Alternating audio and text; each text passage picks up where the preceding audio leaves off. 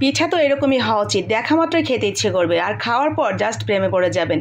এই পিঠা খাইয়ে শুধু জামাইয়ের মন নয়, বাড়ির প্রত্যেকের মন জয় করে নিতে পারবেন, এতটাই মজাদার এবং সুস্বাদু খেতে। প্রথমেই তালের পিউরি নিয়ে নেবেন। আমি বড় চামচের 1 চামচ নিয়েছি, স্বাদ মতো লবণ, একটু ঘি দিয়ে দিয়েছি, সাথে নারকেল কোড়া দিয়ে কিছুক্ষণ জাল করে নিয়ে এর সাথে দিয়ে দিব আগে থেকেই শুকনো খোলায় টেলে রাখা ছোটো বাটির 1 বাটি সুজিটা দিয়ে কিছুক্ষণ ওয়েট করে এরপরে সুন্দর করে ডো বানিয়ে দিয়ে দিব মিষ্টির জন্য চিনিটা পরে দিবেন, এতে করে সুজিটা খুব ভালো মতো সিদ্ধ হবে। তো চিনিটা মেশানো হয়ে গেলে আমরা এখানে একটু খেজুরের গুড় নিয়ে একটু পানি একটু এলাচ দিয়ে গলিয়ে নিয়ে এরপরে নারকেল কোড়া দিয়ে নরম পাকের একটা পুর তৈরি করে নিলাম। সুজিটাও ঠান্ডা হয়ে গেছে, হাত দিয়ে সুন্দর করে ছিঁড়ে নিলাম আগেই, যাতে সবগুলো একই সাইজের হয়। এরপরে মাঝখানে পুরটা দিয়ে ঠিক এইভাবে চমচমের শেপটা দিয়ে নিয়েছি। আর এখন একটু গুঁড়া দুধ আর একটু ঘি নিয়ে মেখে নিয়ে চমচমগুলো কোট করে নিয়েছি। ব্যাস হয়ে গেছে।